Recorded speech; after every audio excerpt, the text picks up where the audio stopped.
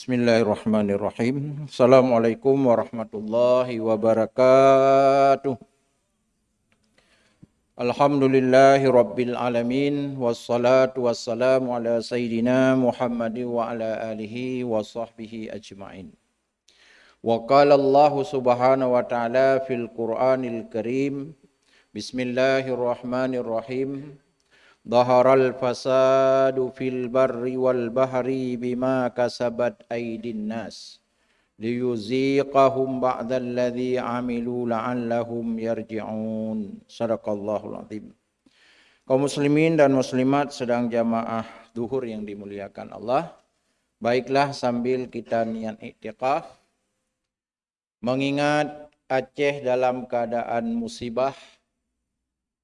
Paling tidak ketika ada musibah kita mengingat kembali apa yang telah menjadi rukun iman kita.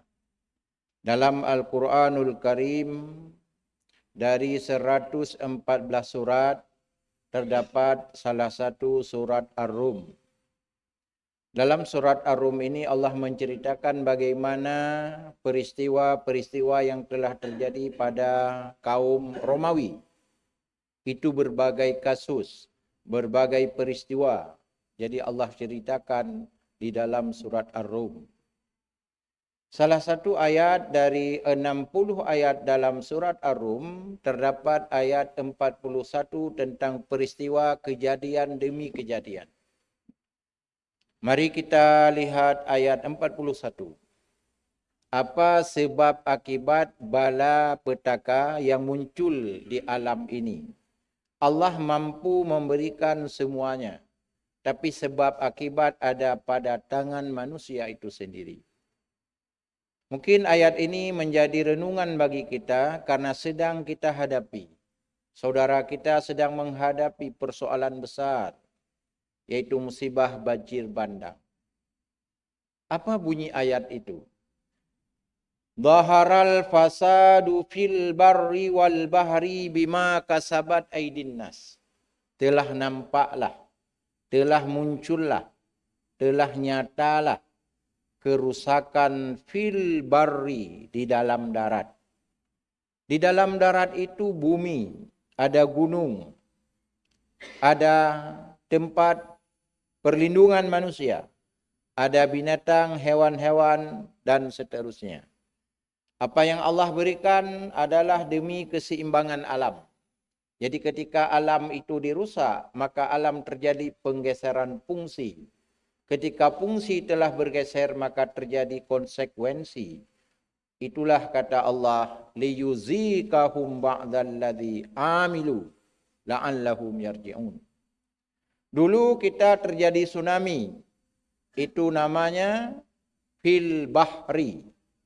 Sekarang fil barri, kan lengkap ayat Al-Quran. Ada di darat, ada di laut. Air hujan yang turun dari bumi, kalau kita mempelajari tentang ilmu ekologi, itu 80% diserap oleh tumbuh-tumbuhan. Jadi ketika tumbuh-tumbuhan yang menyerap air hujan tidak ada lagi, terjadi erosi.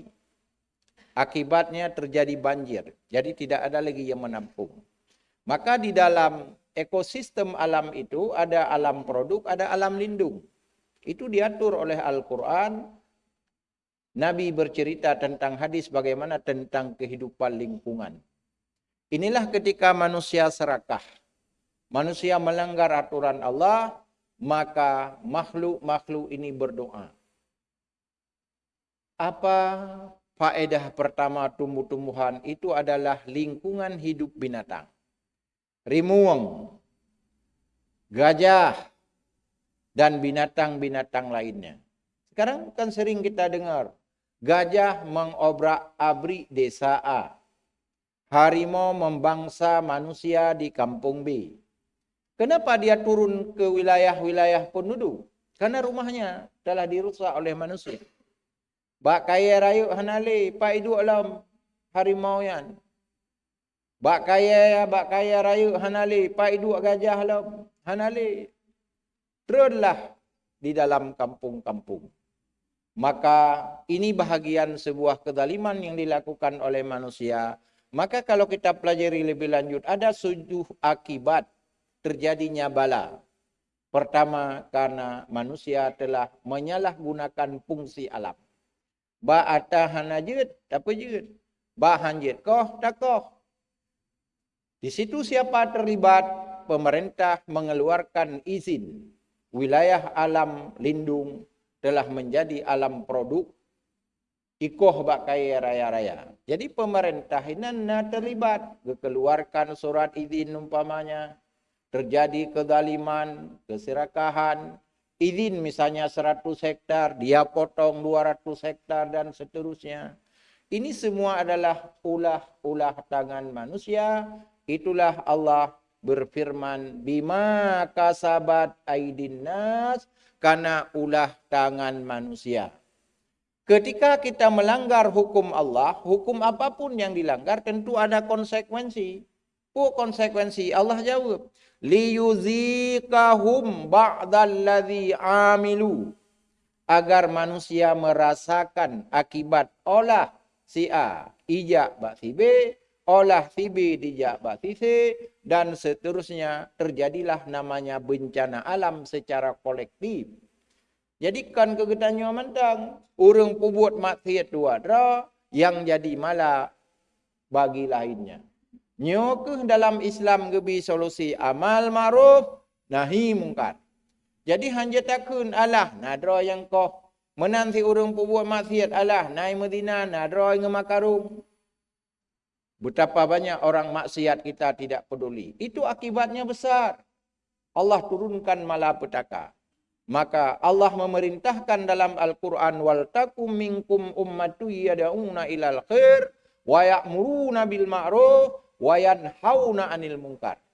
Ketika kemungkaran ini tidak lagi ada sebuah nilai kepedulian, tidak ada lagi solidaritas, berpikir bersama, maka akibat terjadi bala secara kolektif. Mandum kena. Hanale bak kaya dicempai piuh. Itulah keseimbangan alam disebut sunnatullah. Apa yang Allah berikan itu ada hikmah. Dicem ipaju ulat. Ketika dicem tapa ulat hanaso pegada. Ketika hanaso pegada terjadi hama. Terjadi penyakit pada tumbuh-tumbuhan. Ini semua keseimbangan alam. Demikian jad ulat, cacing di dalam tanah semua ada hikmah. Ketika ini kita gusur, ini kita rusak rumahnya, maka terjadilah persoalan-persoalan besar. Jadi oleh karenanya, dalam hukum lingkungan berdasarkan Al-Quran, 20% halaman kita, rumah kita, kenapa harus kita tinggalkan? Tidak semua boleh kita buat pembangunan. Karena tidak ada lagi yang bisa menampung air-air hujan. Hana libak kaya ya, hana soli serap, maka air itu menguap. Inilah yang harus kita pikir bersama, kemana air itu akan lari dari 80% air hujan ke bumi itu yang ditampung oleh tumbuh-tumbuhan ketika tidak ada. Disinilah terjadi uapan, meluap, erosi, terjadilah kebanjiran-kebanjiran di alam dunia ini. Belah abad yang lalu Allah telah beritahu. Dalam surah Rum ketika kita lihat sejarah Kaisar Romawi, kan demikian juga. Dia tidak patuh kepada nabinya. Sehingga nabi-nabi dia menganggap adalah sebagai Tuhan-Tuhan mereka. Isa, Allah sebutkan Rasul. Mereka menganggap anak Tuhan. Menganggap ini adalah Tuhan. Maka dia balik. Inilah kejahatan kaum Rum pada saat itu. Demikian juga dia terjadi kezaliman. Bagaimana dengan kaum Nabi Lut? Terjadi homoseksual, lesbian, sodomi.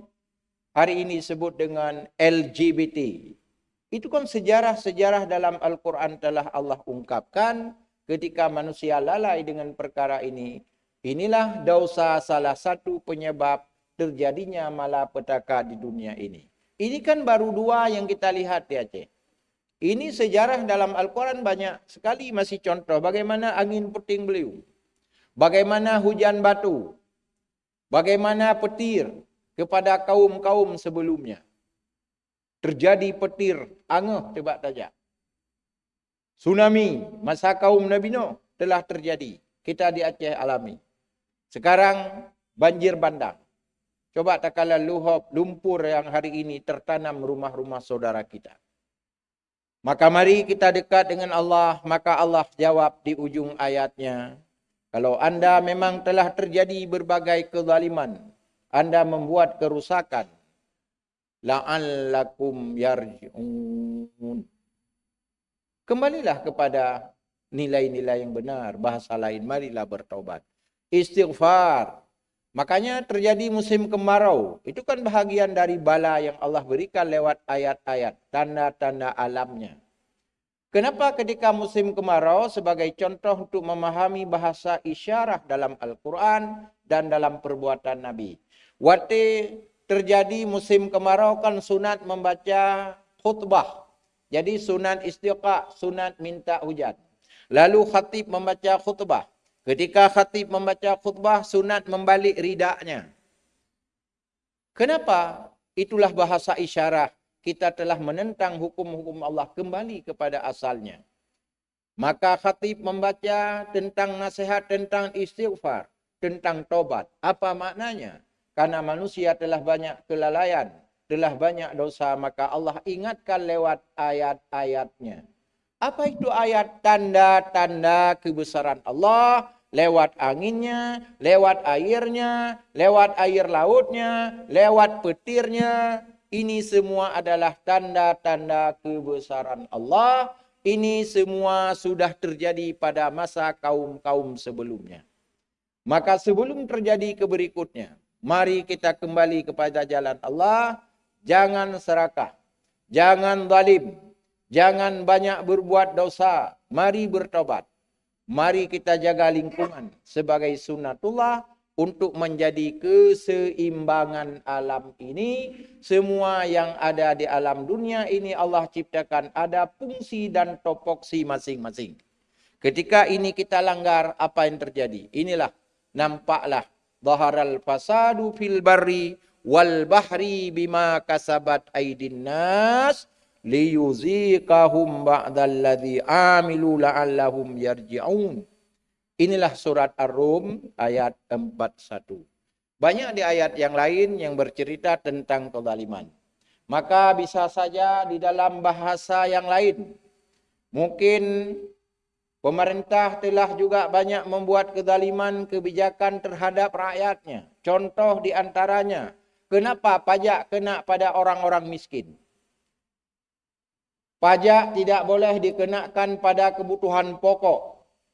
Pada abad kedua, akhir abad kedua, masuk abad ketiga, awal abad ketiga, seorang ulama dalam ahli fikih dan usul fikih bernama Imam Asy-Syatibi telah memberikan 3 kebutuhan hidup manusia. Pertama namanya daruriyat, kebutuhan pokok. Itu haram diambil pajaknya. Uronyo beruah kenang pajak. Jeb kupi kenang pajak. Ya kan? Tahu pegat pajaknya. Tahsid kemenangan bangsa ini sudah merdeka. Mana makna sejahtera bagi rakyat yang nenek-neneknya telah memperjuangkan kemerdekaannya. Di mana cara berpikir oleh mengambil para kebijakan. Allah kepingat lewat alam cinging gepedu urang meninggal karap seribai lebih. Coba bayangkan. Hantam tak dengar api banjir di atas gunung. Borakon banjir dalam keruang. Ronyo langli banjir.